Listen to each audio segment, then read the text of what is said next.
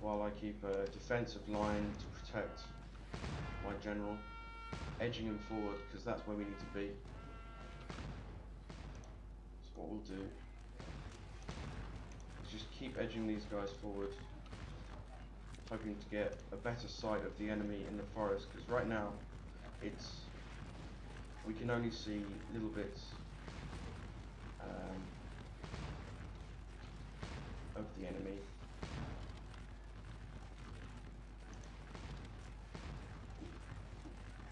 So there you can see them firing. Spot they're in range and they have this target above their head, which means they're in range of the enemy and they can fire upon them, and they will continue to do so. So these aren't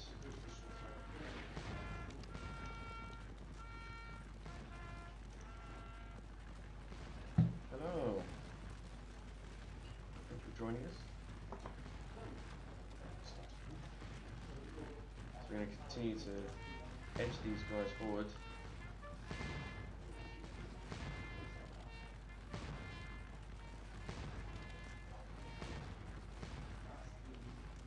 You can see we've got a couple of regiments coming over this side. I need to protect my flanks.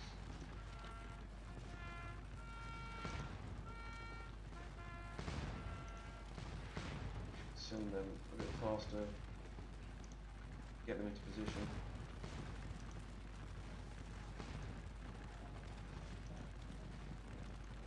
Maybe rotate these a bit more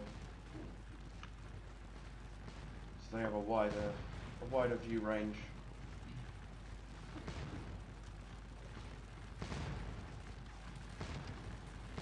Just continue to edge forward into the tree line. It's probably too far for my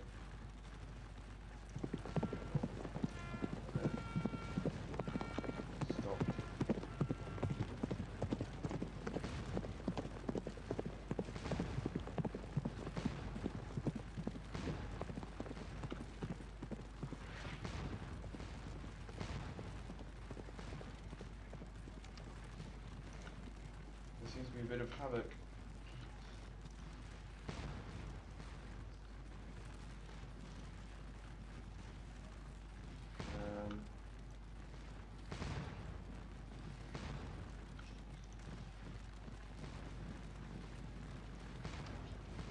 About face.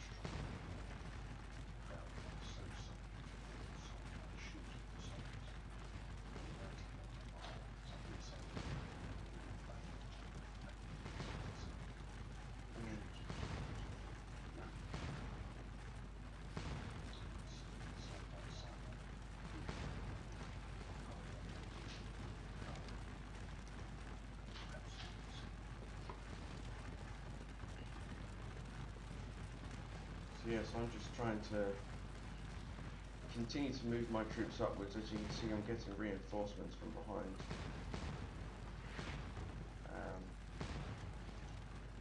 which I have no control over. This is the AI in control of these.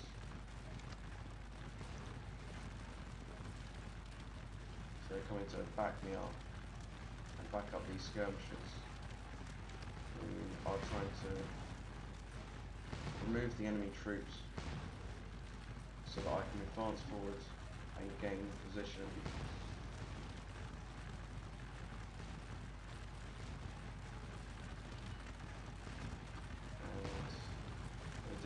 well, reduce their numbers.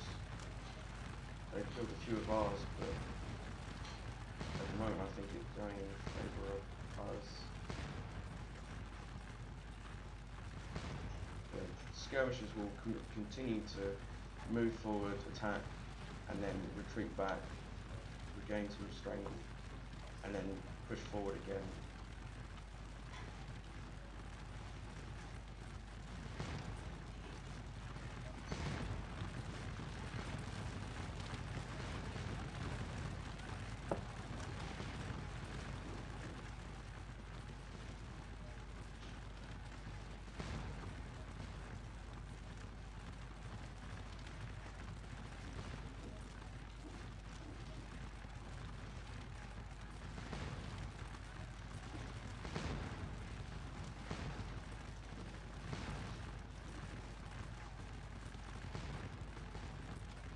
Oh no.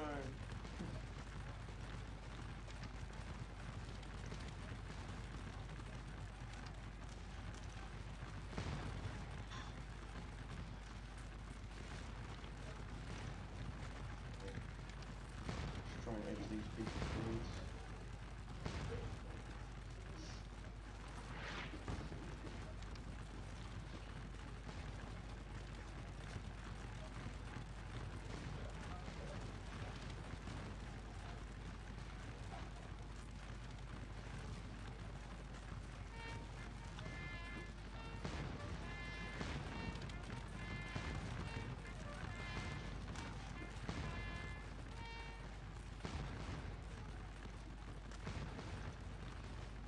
Continue to move my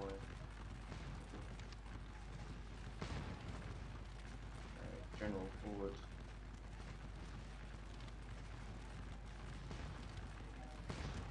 So that we can get to this position and gain control.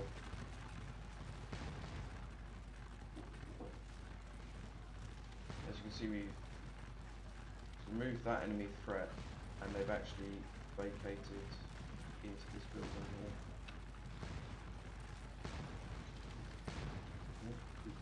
Ooh, come on.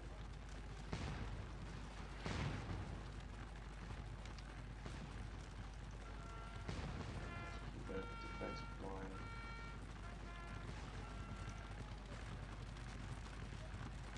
Just continue to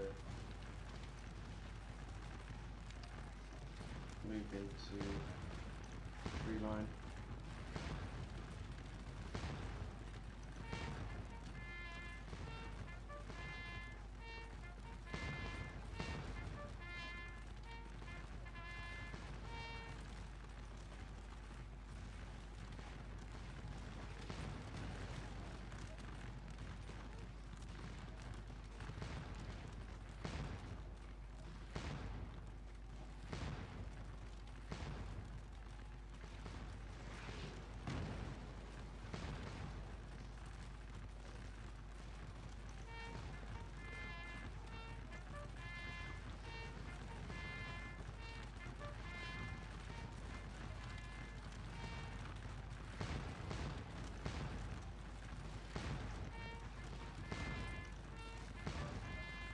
Definitely gaining some ground.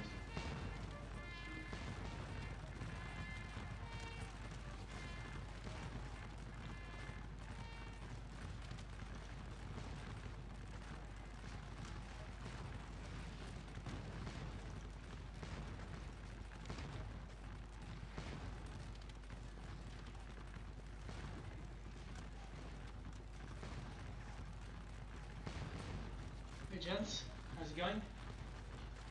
Not bad, I think we're tree. Yeah, you can. That's fine. More talking is better. What's your plan for this scenario, Matt? What I want to do is continue to push my skirmishers in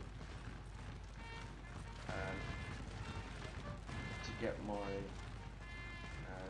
general in the center of this icon, which shows the capture point, and as you can see, it's actually been vacated.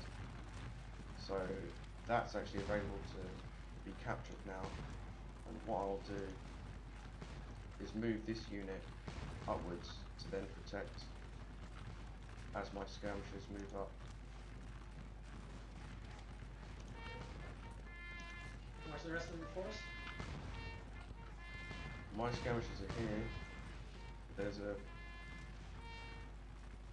large force which I'm not in direct control of. The AI is. I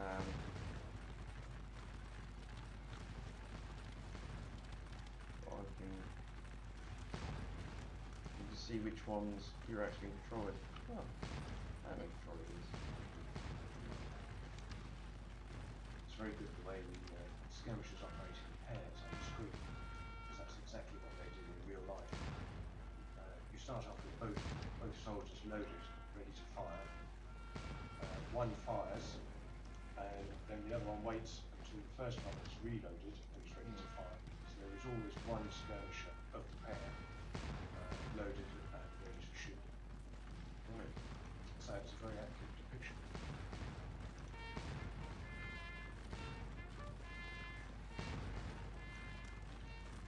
Just wanted to mention the first casualty of Waterloo today was actually before the battle started.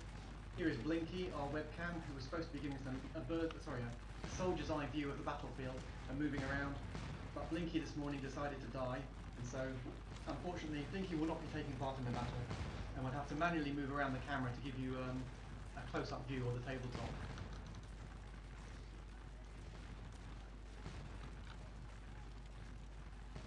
So, are there any casualties yet? I can see some bodies, so yeah, the battle has started, well underway. Yeah. The French have lost some skirmishers and the British have lost a company by the look of it, the hedgerow. So this is in front of Hougoumont. Yeah. Yes. Here. And how long have you got to capture Hougoumont to keep to your timetable? 30 minutes in total from the start of it. Okay, and how much time have you used up so far? I'm not quite sure. What does the clock say? We haven't got a clock anywhere. We need a clock. Got an oversight.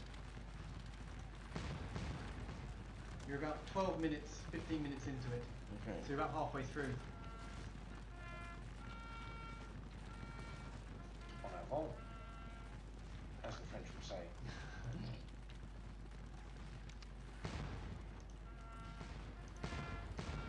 So what are the British up to at this stage? What would they be doing whilst the French were marching through the hedgerows? The British have spent the night in the farmstead of Hougoumont and started to make loopholes in the thick brick walls where they can. But they weren't able to do that everywhere because the walls were exceedingly thick. Not as thick as the Haystack, but they were thick. So quite a few of them went up into the roof space, the attic, and forced the tiles up and fired down from there. So the thickness of the walls was actually acting against them in some way rather than protecting them? Well, it's constraining both sides. There were some vertical vents in the barn walls to allow air to go through and dry the hay outside. They were able to fire through those, but the thickness of the wall constrained the angle of the musket. They weren't built like arrow slits in a medieval castle. They were just there to get the air there.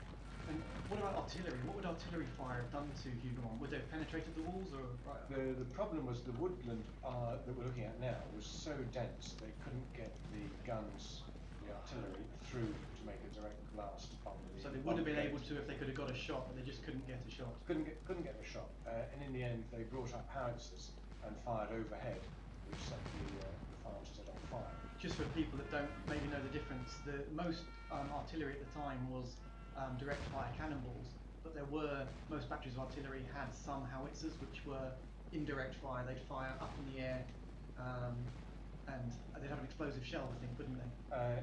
Yes, the norm was one howitzer in a battery of 7 guns. So you have 7 guns and 8 guns a howitzer. And as you say, the howitzer was intended to have a high trajectory, so it would fire a shell with a fuse in it to explode. It's a bit like what we think was a modern mortar, I guess. It is. In fact, in other circumstances, they were called mortars with a slightly different gun carriage. The kind of machine, the kind of gun that you could take on a battlefield needed big wheels to get over the rutted roads, and they were the howitzers. So a mortar was more designed for a siege situation where it wasn't designed to move so much. It's more of a static weapon, as indeed it is now. When I've refought Waterloo as a war game, I've taken the howitzers from the whole French army, split them into two groups. One group to fire on Hougoumont, and the other group to fire on La Haye Sainte, and neutralise it that way rather than using valuable infantry that you'll need elsewhere later on. Is that something Napoleon could have tried? He maybe didn't realise how hard it would be to get artillery fire onto Hougoumont. He could have done. It was within the ability of the French army to do that, but Napoleon, being in the Belle Alliance, couldn't see actually what was going on. His plan was basically sound: attack a strong point to draw the enemy in to suck out his reinforcements from behind the main army, which is what the Germans did to the French and Verdun in World War I. It's nothing new in War. Unfortunately, it sucked more French troops into the attack to do that than it did. Kind of backfired. Allied reinforcements then backfired entirely. So he lost the use of this corps when he needed it. It would have been enormously valuable for him to have it later in the day in the centre. So you've got about another 10 minutes, Matthew. Do you think the assault on Hougoumont is going to succeed? Well, I've been able to capture this point.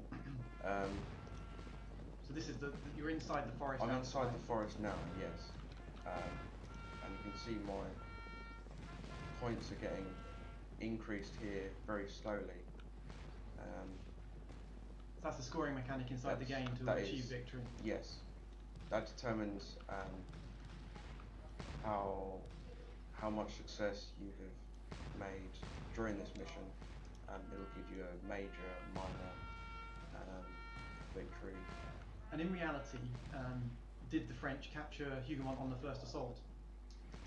They managed to get some troops into the gate, led by a huge French lieutenant called El Negre. So he was a great big guy. He went in with an axe instead of a normal weapon. They scooted round the far side of the farmhouse and into the back door. This is what you mentioned earlier, that the door was left unlocked to start with. It was. They were expecting supplies and reinforcements to come in by that route. But the French scooting around there forced a huge panic within the farmhouse. And it was a real scrum, every man fighting for himself. But eventually the French that got in were slaughtered, including even the little drummer boy who was part of the company.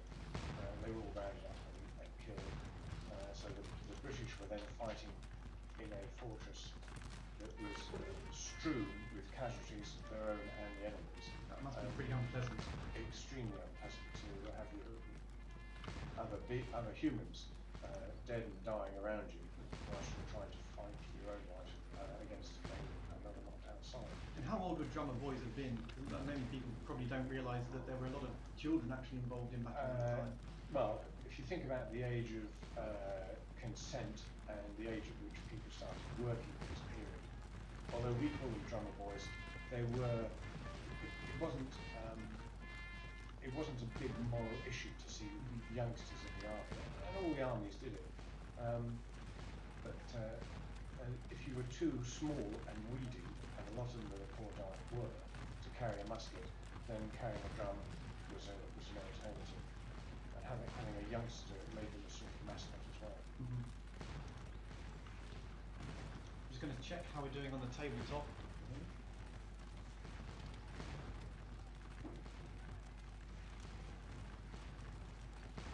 On the screen now two lines of French infantry in the wood. A third one's just appeared. Yeah. It was normal practice to have officers. The command post was where the flag was. That was the point that everyone was aware of. Yeah. The figures standing behind are generally sergeants to stop the men running away and to make sure that they close up. With the French system, they would normally form in three lines, and they would all fire en masse at the same time.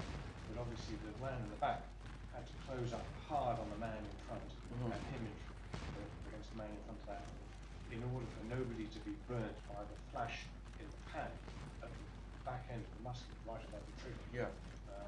Getting burns to the left-hand side of your face from your comrade who's just fired his gun with too much powder in is quite a common injury at this time and amongst reenactors.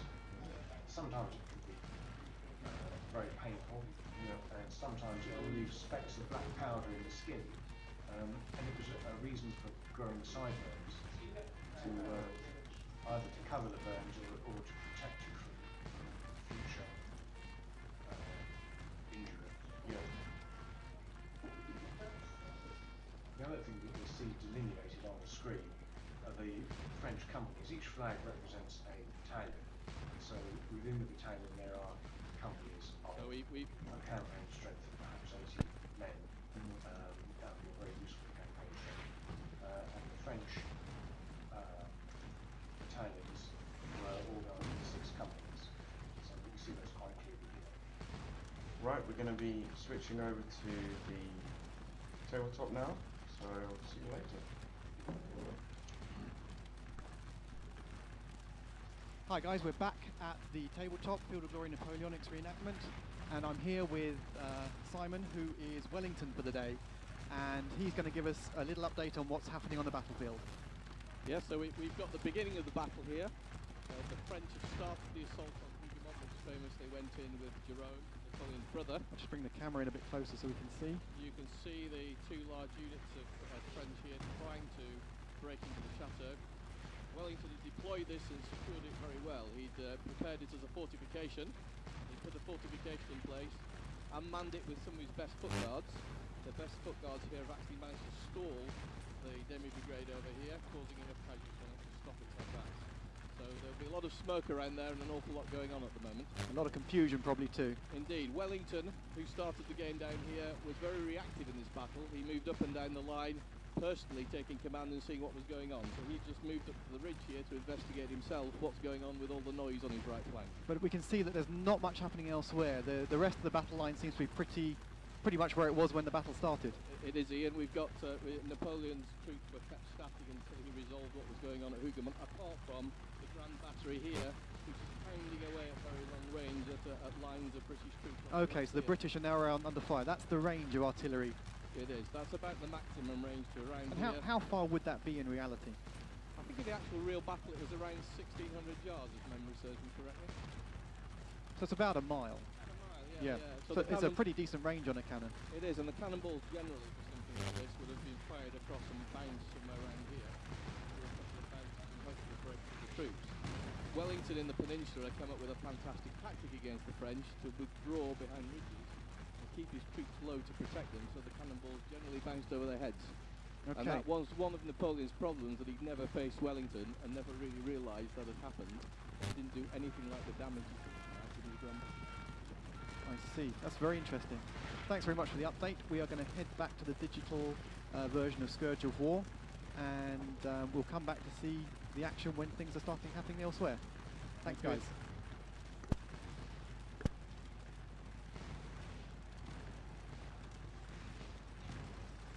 Welcome back. We're still attacking. Alright, so you're at the walls of Hougoumont now. How's it going for you? It's pretty tough to get into the to get them to leave the fortification, but let's take charge from the AI. Right, and what does that do? That kind of stops the AI from controlling the unit away from what I kind of order them to do. Okay, so it's a way to get more direct control over your troops then. Yeah, yeah. I want them to move around more as we're... Right, I can see some smoke coming up the roof of the Hougoumont as well, so it's starting to take damage. I think your artillery's pounding at it as well. Way back there. Well, your allied artillery, that is. Yeah. You can see smoke fumes See coming some out fire from over there.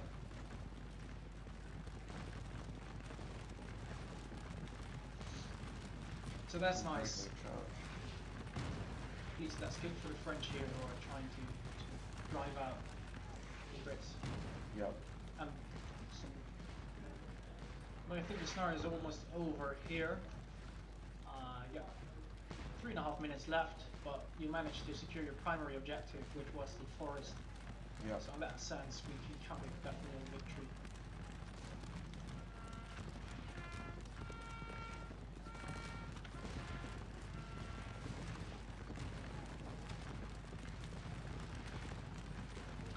Alright, if you know guys need us to speak up a bit, we're going to try and do that for you. Hopefully that will be better.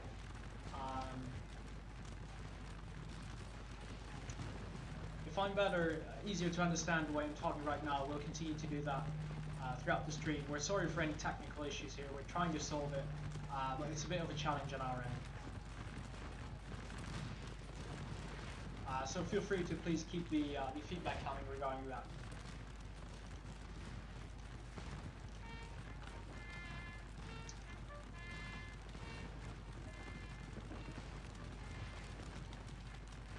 Alright, thank you, British Exile. That's good to know. So yeah, Matt, we're gonna have to speak up a bit on this end. Okay. So if you select your general, you can see like the amount of casualties inflicted and received on the toolbar. So let's have a quick look there. The amount of casualties is going steadily up, which is always good, and You lost about 350 men closely in order to take this forest. Of course, it's not unreasonable for the attacker to gain a bit more casualties than the defender, especially now you're firing at well-entrenched enemy in defensive positions.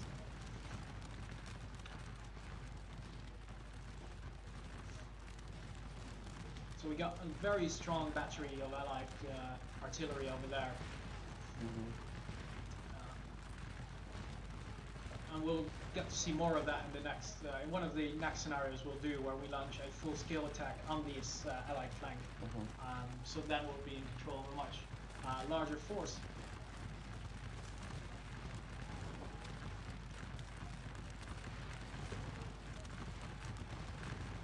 So here the scenario is coming to a close. The initial forest was taken.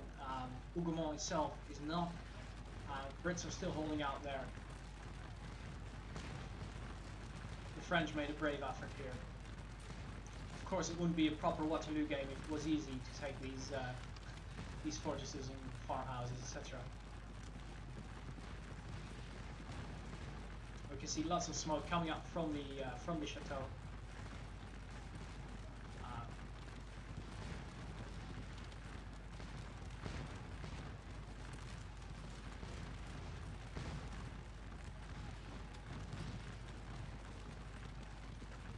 As we enter into the final minute of this scenario.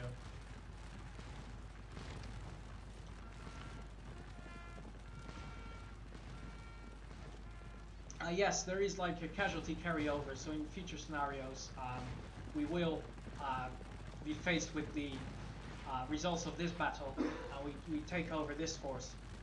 But first, before we jump into the next scenario that does this, we're going to focus on a different flank, on the assault on Papelotte, as is being mentioned in the chat here.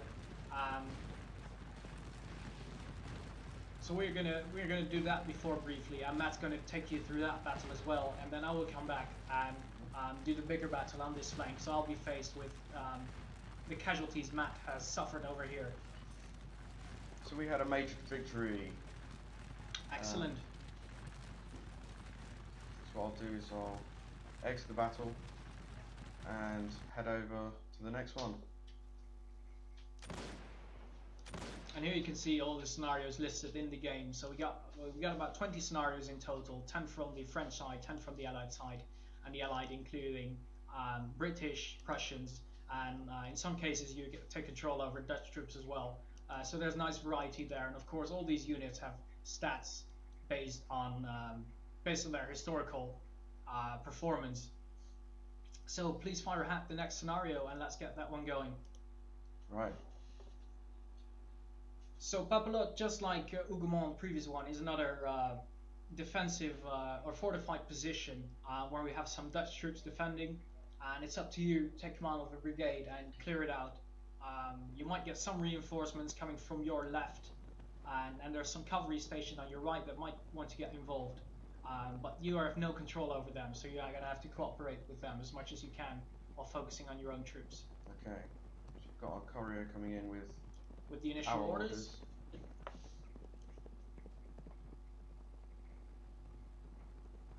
So begin our attack on the Allied left. Clear the enemy from all the buildings and concealments to your front. Once secured, hold the farmhouse complex and await further orders. Matt, can you bring up the map briefly to show people what part of the scenario we're fighting at? So we see Chateau de Goumont, or Hougomont, as it's also called, to the left here, and that's where the previous battle took place. Yep. Now we are fighting at Papelotte, which is more to the right, and so we're on the different flank here of the battle. And this was taking part, this battle, slightly later than the previous one, about half an hour. So we're trying to match the exact time it was happening historically to how it's happening over here. Yeah. Alright, so please go ahead and set your initial strategies. What I'd want to do is move all of the troops in my command forward. It's always the way to go, forward. It's always the way to go. So we'll move these just in front of the cannons, who are now firing on the buildings. And what we can see, this is our cavalry reinforcements on our right side, and they're being presented by troops over there. So what I want to do is move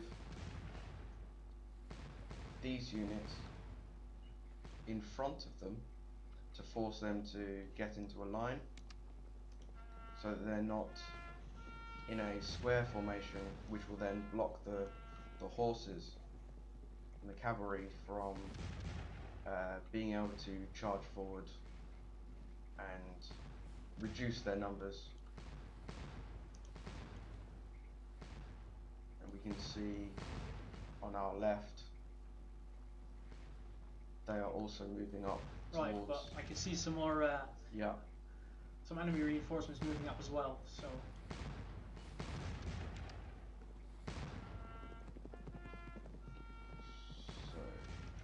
So something that can start out as a very small or minor skirmish can quickly grow bigger as more sides bring in their reinforcements and set up their artillery batteries, bring in their cavalry, etc.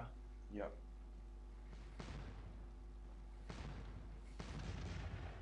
Just going to remind myself where these are going and adjust according.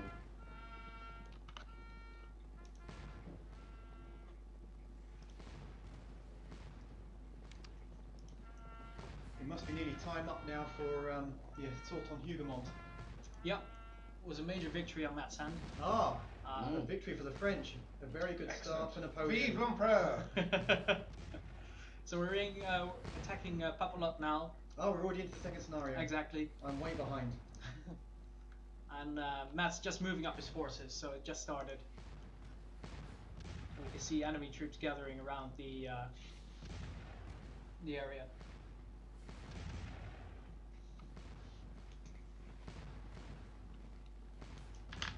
So where on the battlefield is Papelotte, just to give us some context? Papelotte is on the far east of the current positions. The right of the French line. At the right of the French line, the extreme right of the French line, it's also the direction from which the Prussians will come. So it's vital that the French take this.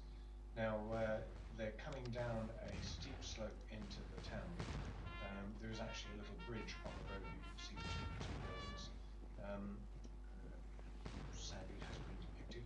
And the weapons the infantry of this period had were uniquely unsuited to any kind of close-in building-to-building fighting. They had no hand grenades, although they existed in previous wars. They didn't use them in this period. They had the bayonet, they had the musket. The musket stands about 4'6" high. And Not something you can aim easily in a confined space. and if you put a bayonet on, which is what we want to have, because once you fired your shot, you then effectively mix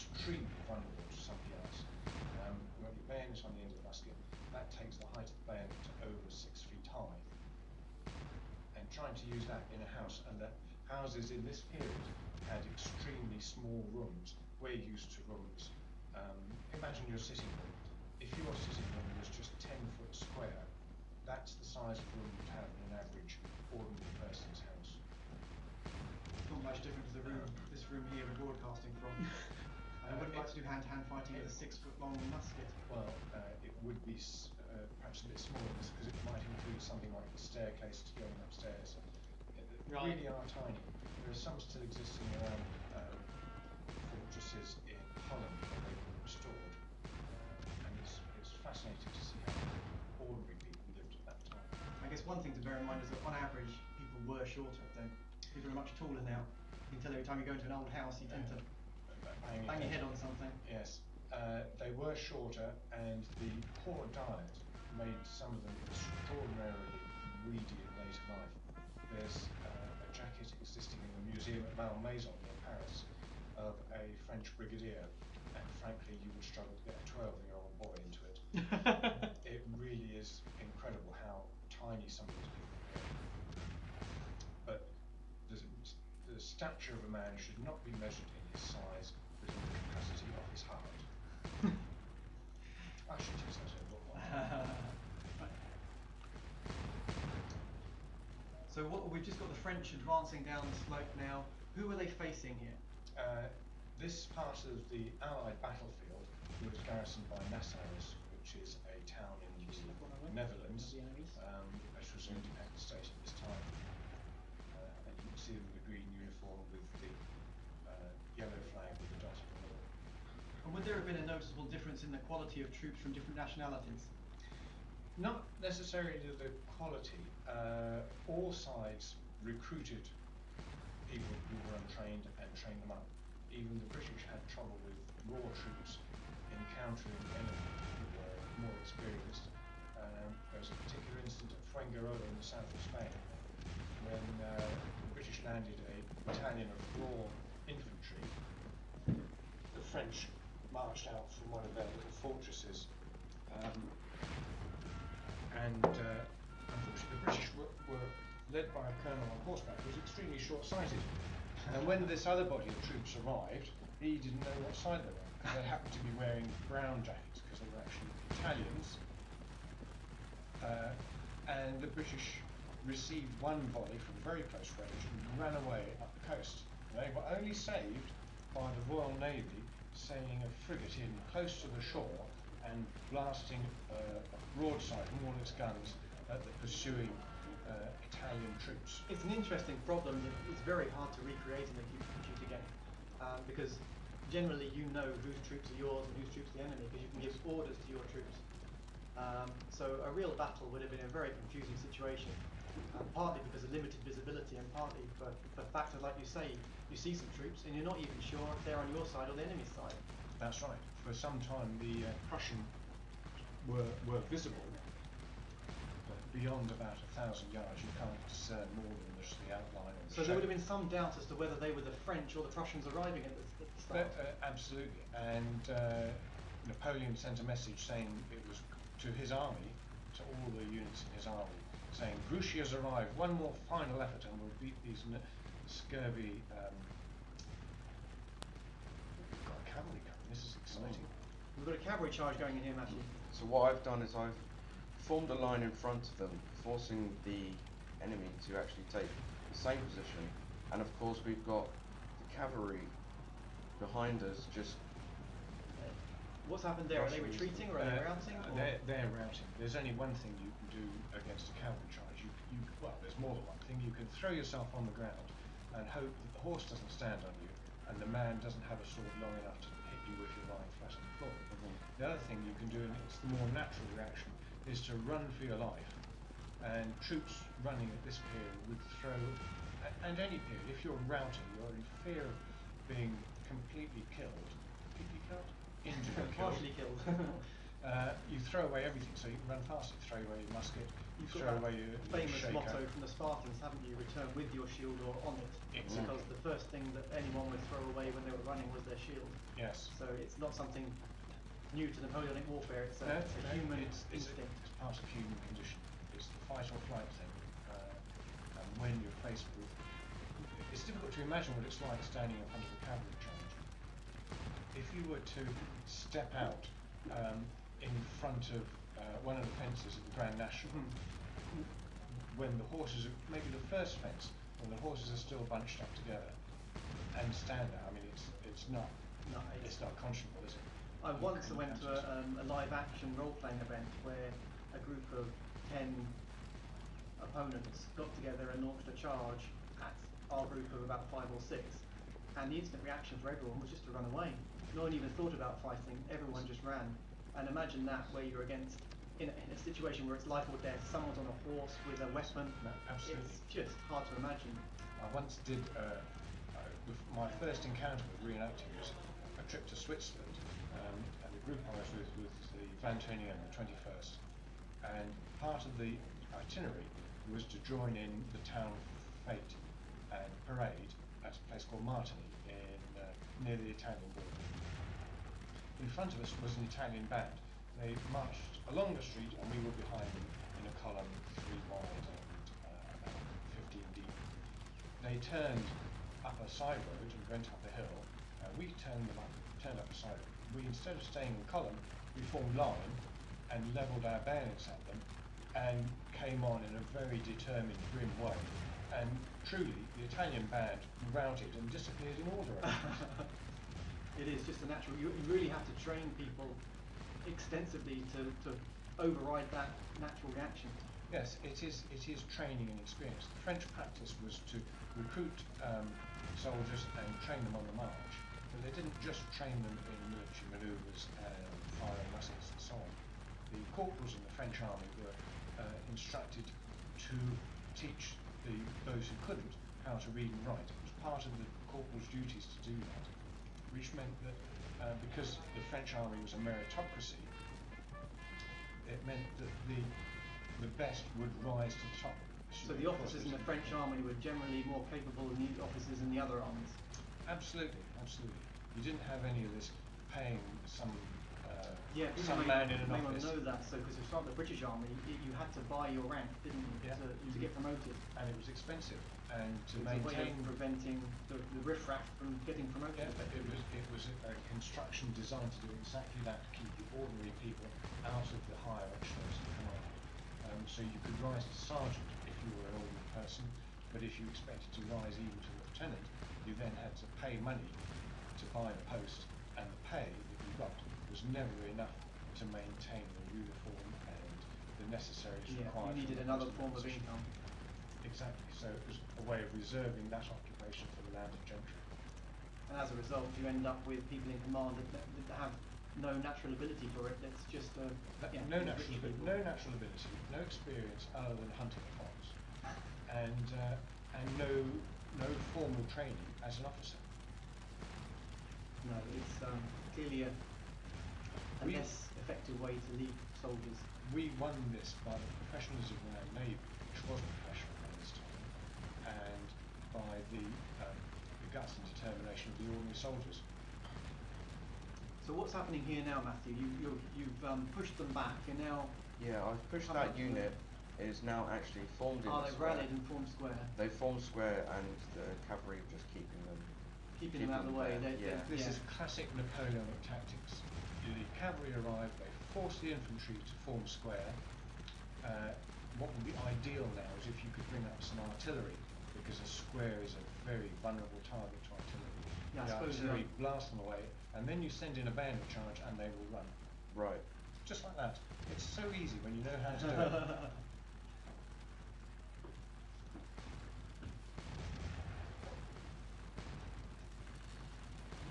What I'm trying to do here is just continue to push forward. Just going to move the microphone a bit closer this way if you can, because it's not picking up Ian too well. I think Ian's lost his voice a little bit this morning, so... I use it too much.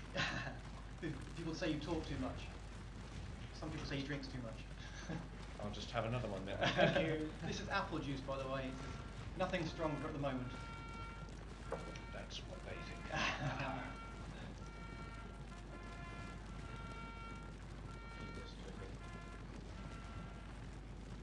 Matthew's relatively new to Scourge of War. He's not played that many games, so he may be showing what it would like to be more of a British commander than a French commander, to be honest. Perhaps he needs training. I quite like the position here. It seems to be outflanking this Nassau regiment. They seem to be taking heavy casualties there. This is a good move. It's another excellent piece of positioning. If you can get your troops at a right angle to the enemy's line, you can enfilade it, which means that the missiles that you throw at him can plough down the line. It's a much more effective use of musketry than fire as well. And I guess it also means that there's very little they can do back to you as well. Well, exactly, yes. But getting your troops into that position is really tricky. What I don't want to do here is to move forward and the cavalry not to be protected from... Yeah, so if those guys come on your flank, you need the cavalry to keep that, keep them at bay. Yes, you seem to have got them pretty well pinned. So this line we're looking at, which is half in the sunken road, or is it I think it's a stream actually. That's a stream. Yes, that's a stream.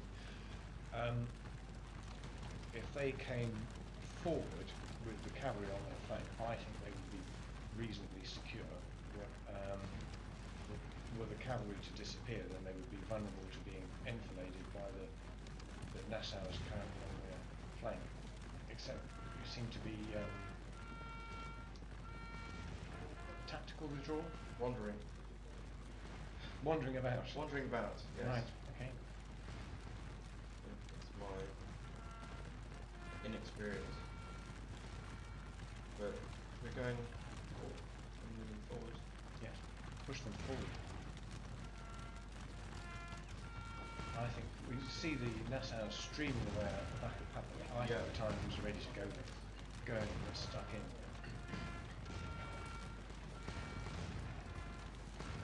Alternatively, if you've got a lot of cavalry, you launch the cavalry through the village to slaughter the people going up the other side. Right, okay. Well, unfortunately, I can't control these. So they are...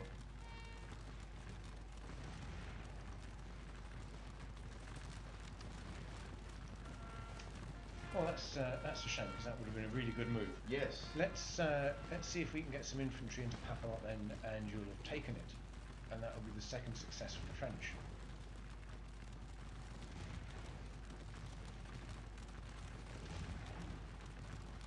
Continue to move forward.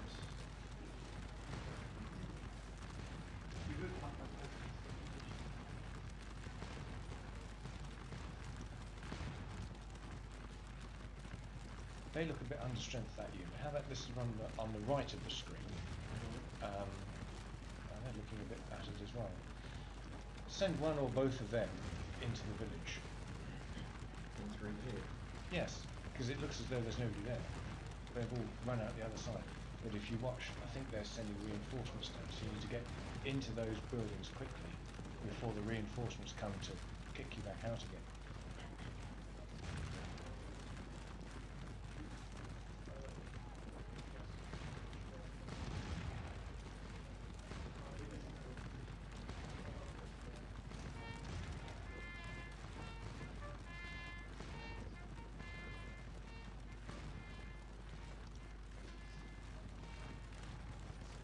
If you look at the top of the screen, the Nassau's changing formation, and they're beginning to threaten a unit of line infantry over on the left there. It might be an idea to square them up to the direction, to that hedge line. That's it, that's a good one. And now advance, because we can see more Nassau's evacuating the village.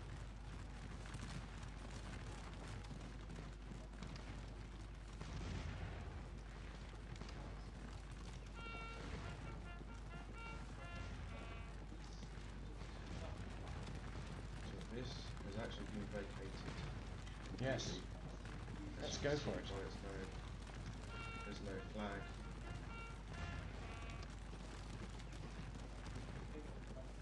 So we want a coup de grace on Papalot from the French. Yeah. Excellent.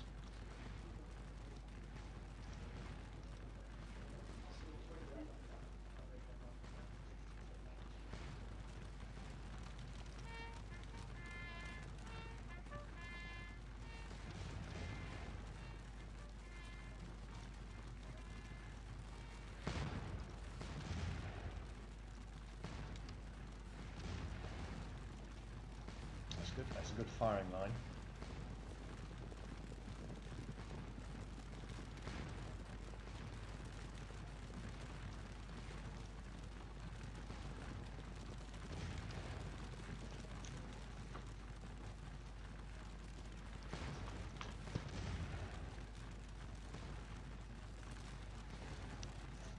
Just trying to get the microphone into a slightly more convenient position for Ian.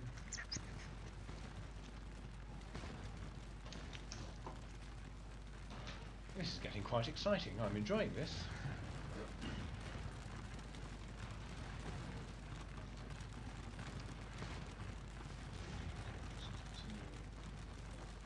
Moving forward. Are you about to do an assault on this, or? Well, I think we've forced the Nassauers out. They seem to have been running away up the hill. So you pretty much captured this. Yes, but you can see at the top of the screen now that the Nassauers are trying to. They've rallied, and they're trying to come back at us. What we want to do now is to push French troops along this road on the right of the screen to outflank the Nassauer line, as well as taking the farmhouse on the right. What we're going to do now is we're going to go and see where we're going on Good Glory Napoleonics on the tabletop. Yep. So we're just going to move next door.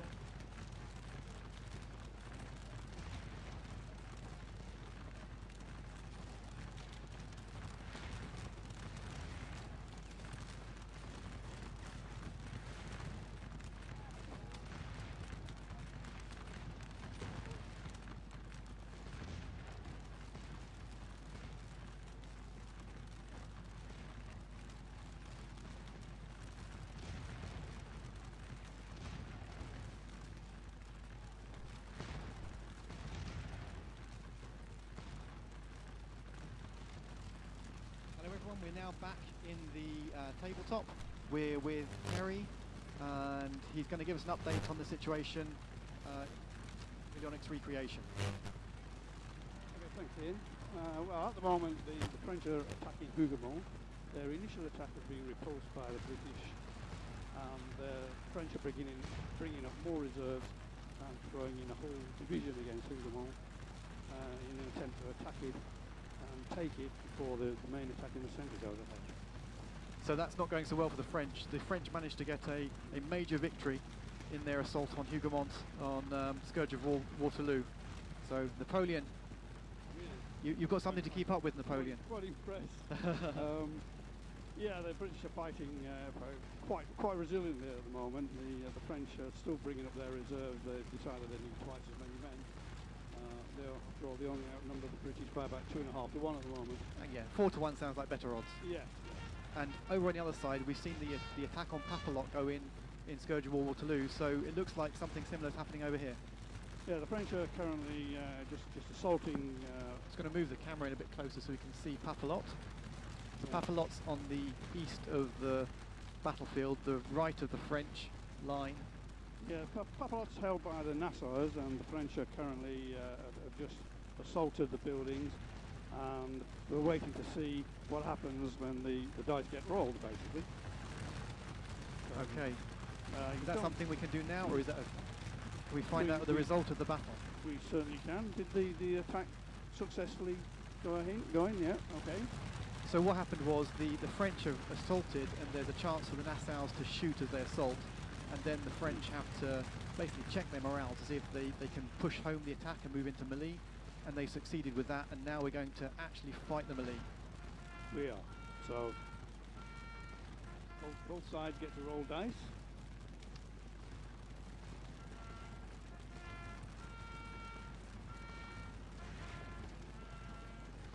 So there's various factors that feed into the combats here. So the Nassauers are in a fortified position, so they get significant benefits for that. But they are outnumbered, and I don't know about the quality. Are the French troops as good, better? So they're slightly better than the Nassauers, certainly. So I expect So the French to push Who's the got the Nassauers out of advantage? it. Okay, so the French have got an French advantage have it here. in numbers, but So the way it works is they roll the dice and work out how many hits they get, and it looks like the Nassauers have yeah, hit the once, and the French... the Nassauers are still hanging on, but they're disordered. So the French are still in combat and still fighting over the buildings. So the French won, but not by enough to push the Nassauers out. Correct. Yeah. And so that combat will continue into the next round. Yes, yes. So there'll be another 20-minute move for the French to have another attempt to attack in the Nassau's. What are the British options here? Do they just have to let the Nassau's get pushed out, or is there an opportunity to reinforce, or is it better for them to stay on their hill? The British can reinforce, but the nearest troops are behind the hill to the rear of Papalot.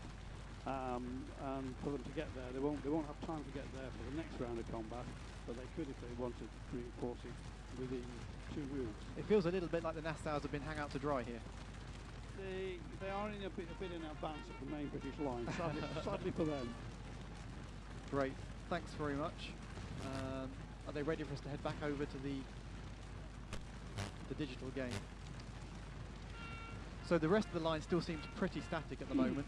Yeah, the Grand Battery is still pounding away at the British lines on the hill. They were attempting to retire. So the British, are they still on the hill or behind the hill? Really now? exciting They're just about on the hill. They're just holding back. Another move with any luck, and they'll be behind the hill and be out of range.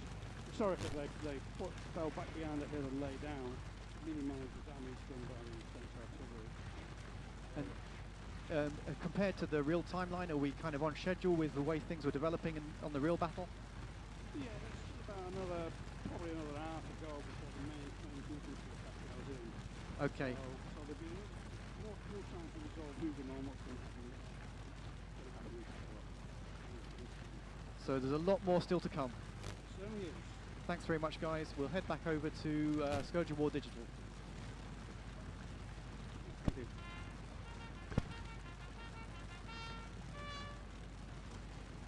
Right, things have got really exciting here at Papalot. The Nassau troops have been forced out. They've rallied and being continually under pressure from the French. Wellington's had to draw off reserves, which you can see at the top centre to left of the screen.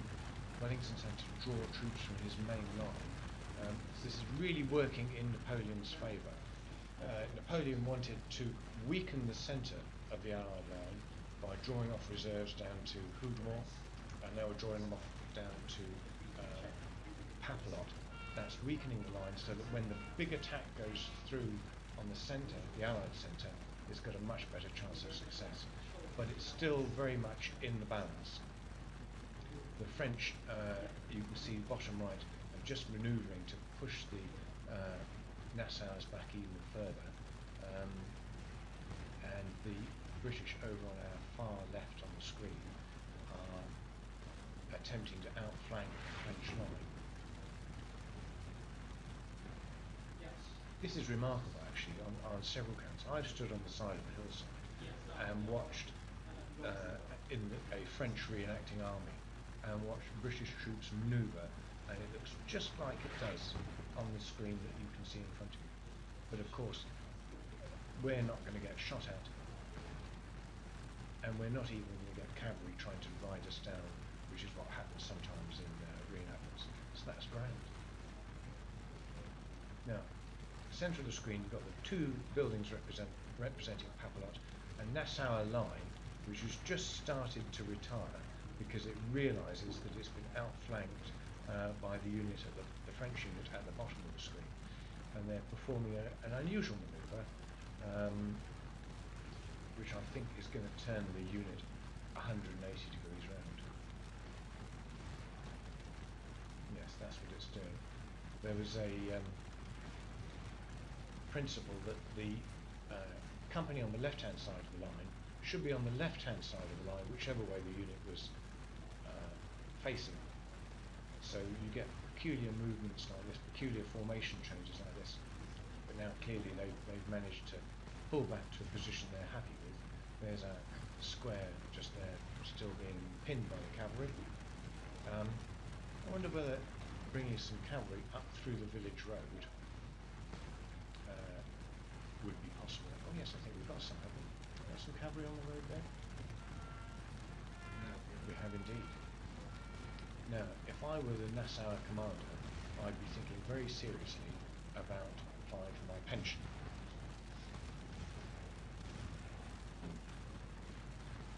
Oh, French. Sorry, that's what you do the French are wilting on the left of this particular part of the battlefield. Oh, we've got some reforming there. That's it. Get back into line. So Wellington's brought a lot of troops down there from the centre. Huge amount. It is, yes. It shows how concerned he is about this part of the battlefield. I've been away for a bit, so are we still looking at Papelot, or have we moved on? This is still looking at Papelot. The French have effectively taken Papelot. You can see the flags on the buildings, and the British have brought down, Wellington's brought down huge numbers of reinforcements from his centre to try and retake the village. At the moment they seem to be concentrating on dealing with French troops outside the village, and we, the French, in the meantime are giving the... Ah, Matt's done it again. Major Excellent. victory. So this part of the battle is a major victory for the French, so that's 2 in a row. So champagne all round then? Absolutely. Excellent. And what's going to happen now is Bart is going to Bart is going take to over, and he's going to play as the Allies. He's going to take the Allied right wing. So Bart, it's time for you to jump back in the chair. Great. Another major victory for the French. It's going very well then. Right, so I shall hand it over to you, Bart. Yes.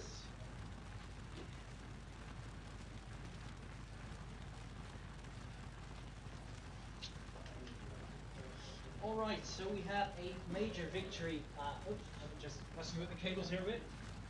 We just had a major victory for Matt at Papelot at the second scenario we were playing today. We got a lot more coming for you, and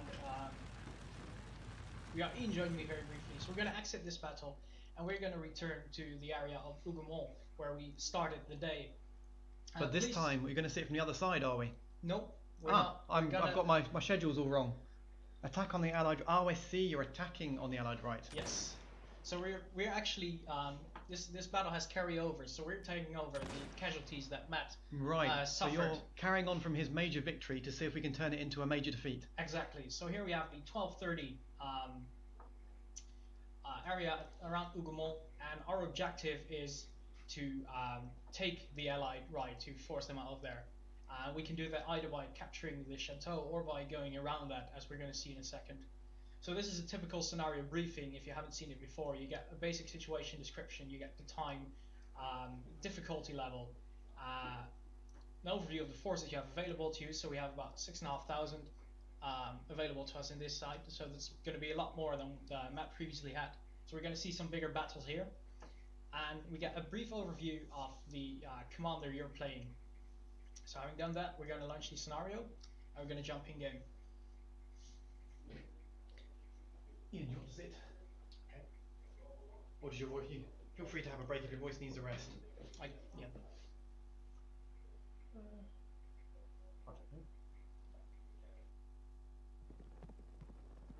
The microphone, red lights everywhere. It's me. Alright, so here we launch the battle, and we're back on familiar terrain. So one of the interesting things you said there, Bart, is that this carries over. So the success of the previous mission, the casualties in the previous mission that Matthew fought earlier, assault in Hougoumont, those casualties are persistent into this scenario. Yes, definitely. And there are a couple of more scenarios out there that do the same thing. So the result of this will impact the battle later on as well. I'm not sure about this specific scenario carrying over to a further one, but a couple of scenarios are linked together in that way. And there's also the possibility to play the entire battle as a single scenario. Yes, isn't there is. That's about a 9-hour scenario where you control the entire army from either the Allied or French side. We could have recreated using that scenario and just fought a massive fight. But we could have it would have indeed. been very hard to focus on the different areas of battle that are of interest, because the player would have had to have jumped continuously around the battlefield. Exactly. And we felt it was much easier for outside viewers to understand by focusing on one part of the battle at a time. Exactly. So I opened up the map here briefly just to give you the situation again. So it's 12:30 in-game terms, and we're focusing here on the French left. And so we got the Hougoumont over here, and we got victory objective location over here on the far flank of the Allied line. So this is the edge of the battlefield. There were no more troops further off to the left of the French line here. That was just empty space. But the main bodies of the other armies were to the right of this position. So what I'm going to do is we can see that over here the remains of Matt's brigade are still actually fighting. The scenario starts at the moment that the local commander has died underneath the walls, so you can see his horse standing here. So that's the French commander. Exactly, so these guys are out of command at the moment and we're waiting for a replacement to be brought in. One of the other interesting things about Scourge of War is that when you issue orders, they have to be transmitted through the command chain. So there is not an instant, you can't instantly tell a regiment or a battalion to do something. You can actually, if you want to. There's settings, yeah. So the game, you can either decide if you want instant control or you want a realistic control. And if you want realistic control, what will happen is, see these little guys running across the screen there? Right. Just scroll off the bottom. These guys, they're couriers, and they're running off with the orders that you've just issued to give to the battalions. But obviously, the further you are away from those battalions, the longer it takes for those orders to arrive, and the more out of date those commands will be when they actually arrive there. So it's something you have to bear in mind. If you want to play with the realistic settings, bear in mind that your orders are not responded to instantly, and you cannot micromanage in the same way if your commander is too far away from the front line. And then if you put your commander in the front line, there's always the risk of him being injured or killed. So there's some interesting decisions to make. Exactly. What I'm doing now is I'm going to reorganize my force a bit, and by that, I'm going to division commander here. So I got 2 brigades to control, as well as an artillery battery.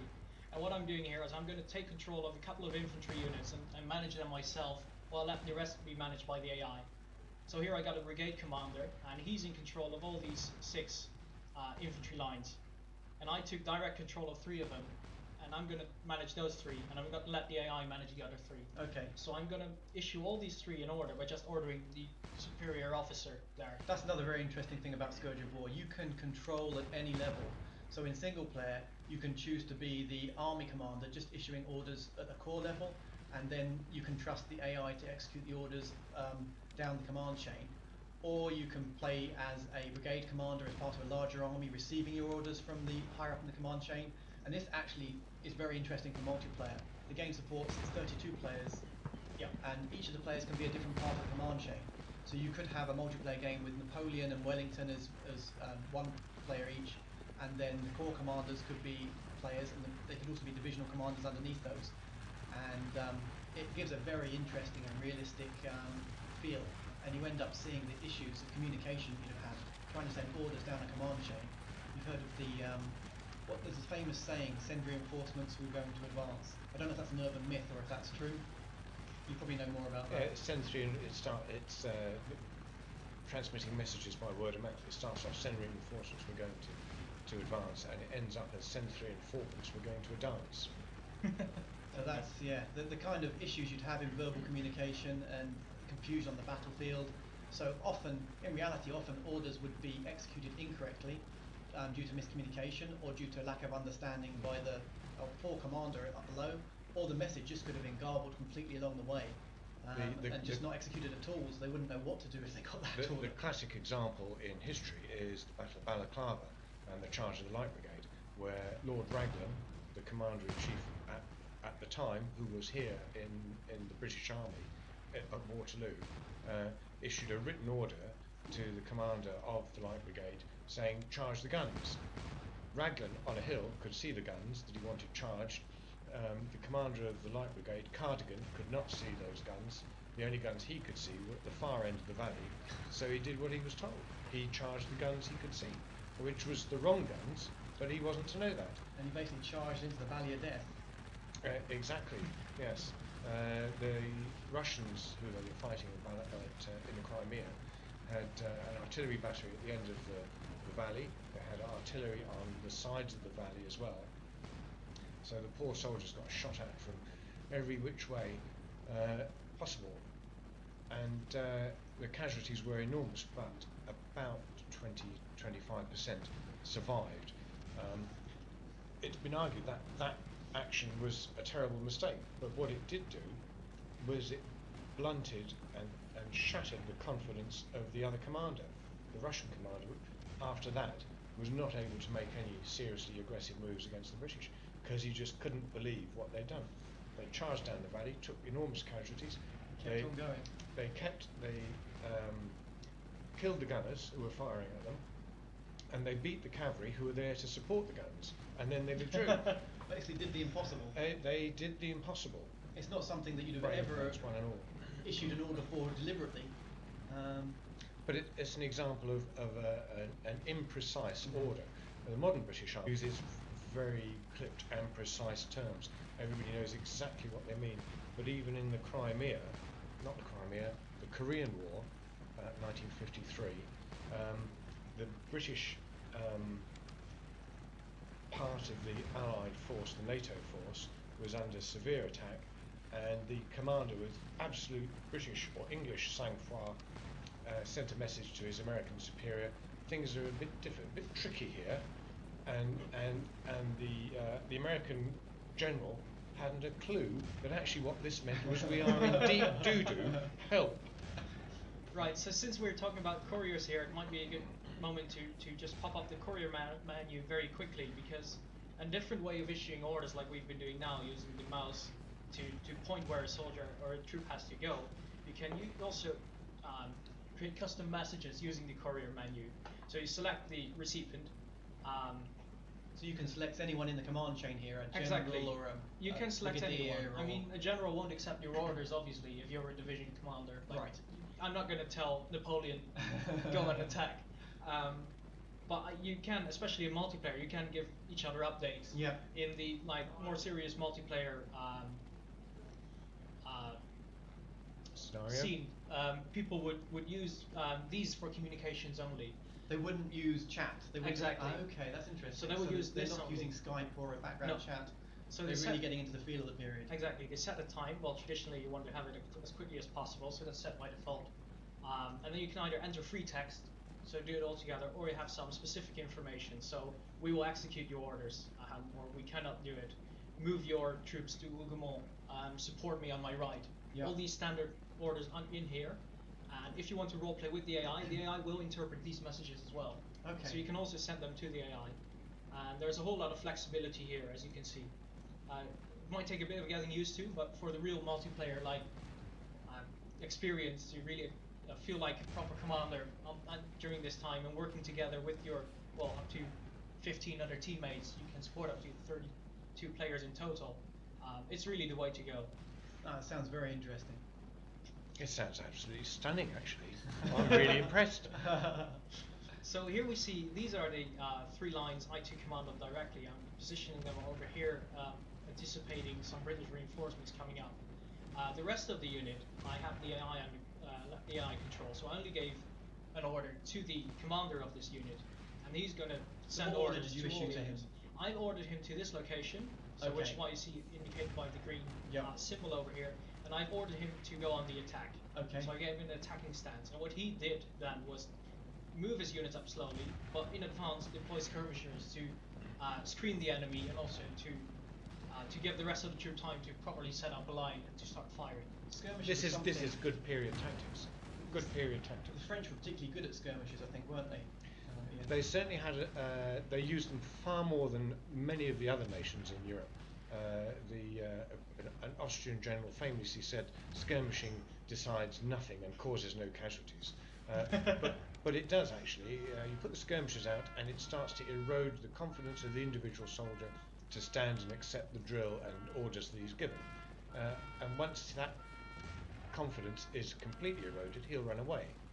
So having somebody taking pot shots at you and taking pot shots at your officers, which distracts the officers if they're always ducking and, I've got a hole in my hat kind of problem when he should be issuing vital orders to the men, it means the unit becomes less responsive. And also, the commanders were all humans, so coming under fire, some of them are going to panic and just do the wrong thing if they come under fire. Yes, I'm sure there are examples of whole battalions in line going through the musket drill, bringing their guns up to present, the enemy skirmishers in front of them hit the dirt so they can't be hit, the line fires, the bullets go over the heads of the skirmishers stand up and carry on. There are other stories. I mean, I have 3 heroes of the Battle of Waterloo. Let me tell you about one of them now. He was born in Dorset, ran away from a bad apprenticeship and signed up. He sailed off to South America to take part in the attack on Buenos Aires. He came back, he fought all through the peninsula and ended up in Toulouse. When he first got to the peninsula, this is the relevance to this part of the scene, he was in the light company out skirmishing in front of his unit, and he traded about 20 shots with a French skirmisher on the other side of the valley. An individual man. An individual man. Nobody hit anybody, and then the hero, his William Lawrence is his name. His friend from the company came up, took one bead on the French skirmisher, shot him dead.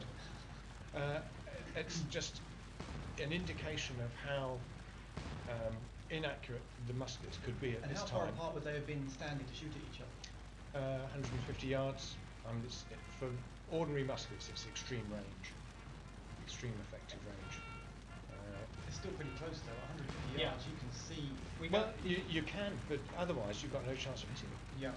We got the weapon range over here for the standard French line, and it says the maximum range is 150 yards, with the optimum range being 40 yards. 40 yards. Yes. We're getting any like proper range shot out, I That's suppose. incredible.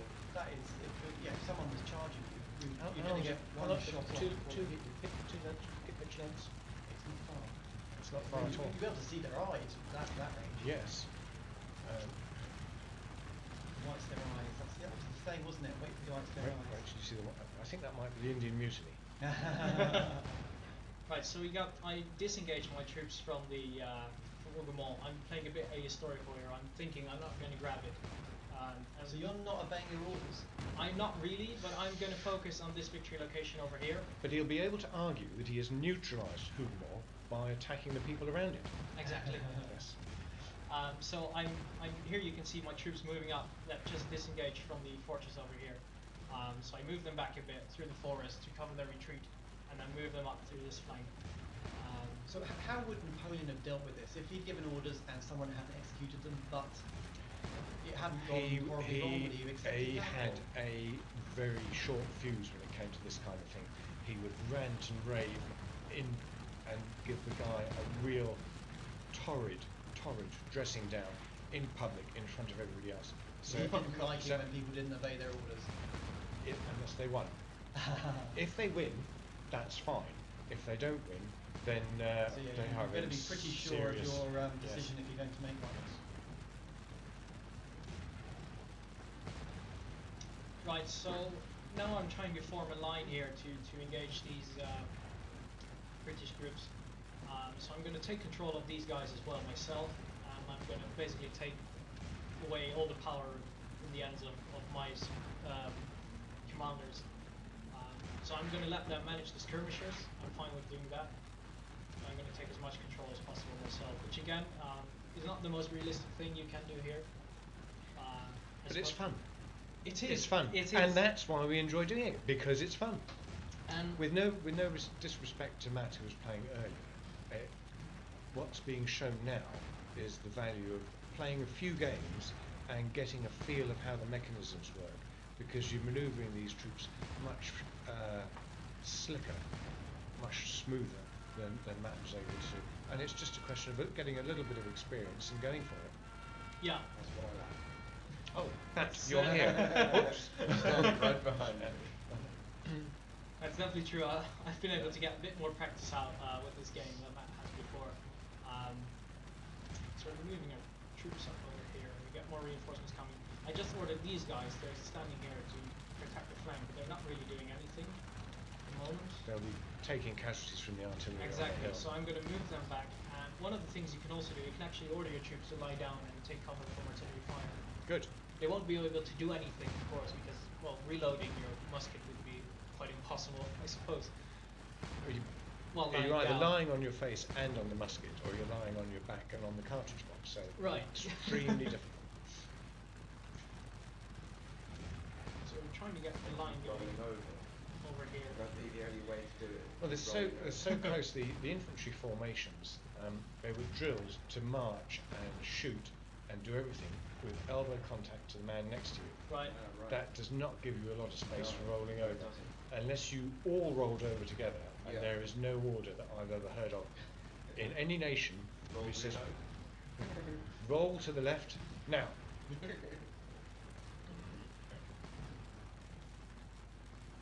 I'm going to move these up to the flank. Yeah, good move. So So we got the basic line going here, although the enemy seems to be shooting us for now. Yes, you've got to use your numbers to outshoot. Exactly. Problem is, I don't like to flank them from this side. Of course, they got the cover from No, the that's chateau. quite right. Plus the artillery And very would close. be very, very vulnerable to the artillery.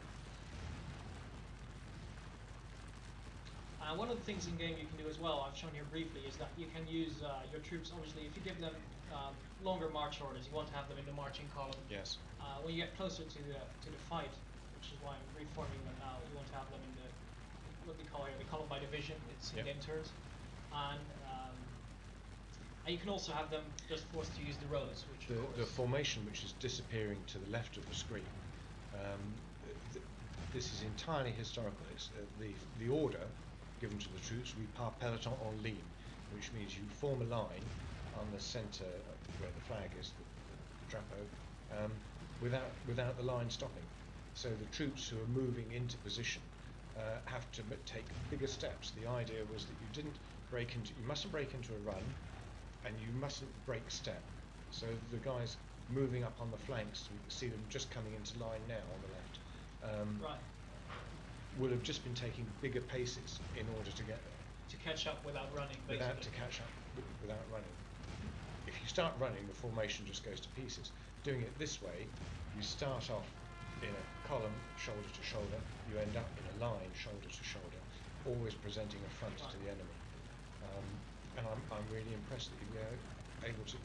So here I ordered them to lie down. They're not really being targeted by artillery, just figured that showed the mechanic over here. You're showing off, aren't you? I am, yes. So, and if you can see, I mean... The only thing I would say is if I were one of those soldiers, I wouldn't be looking up to get my head shot off. I'd probably be... Probably keep your head down. Keep my head down, and 10 to 1, people will verify this, go to sleep.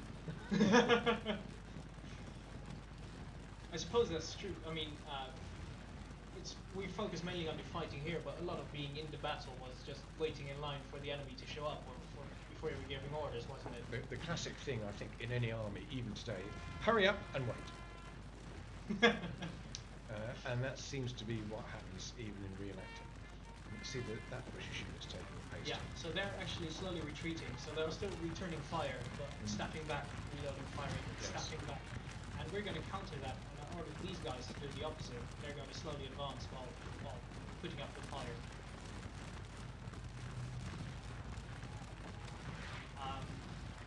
So we can also order a charge, of course, if we want to, but I'm not really inclined to do that. I'm not a fan of it. It can easily go wrong. Exactly. And once you've charged, you then need to reform. Presumably that would happen. Yeah. In the rules, and you'd be very vulnerable to a counterattack from cavalry or somebody else behind a hill. There's a classic piece in War and Peace, if you've ever read it. It's a huge, long book, but it was written about events at this time, and it describes the man sitting on his horse in front of, he's the colonel of the regiment, so he's in front of the regiment, and they're behind a hill, and over the hill, across their front, streams a friendly unit en route, pursued by an enemy unit. I think I can't remember who they were. They're probably French. And this guy instantly says, charge, the trumpets sound, and his unit smacks into the side of this pursuing unit. And the French had a word for it, coup d'œil, cut of eye, which means somebody who's got a real eye for the battlefield and knows, can get the timing exactly right. And it can be so effective. But I suspect this poor British unit that's taking a pounding hasn't got anybody that can do that for them. There's a commander there.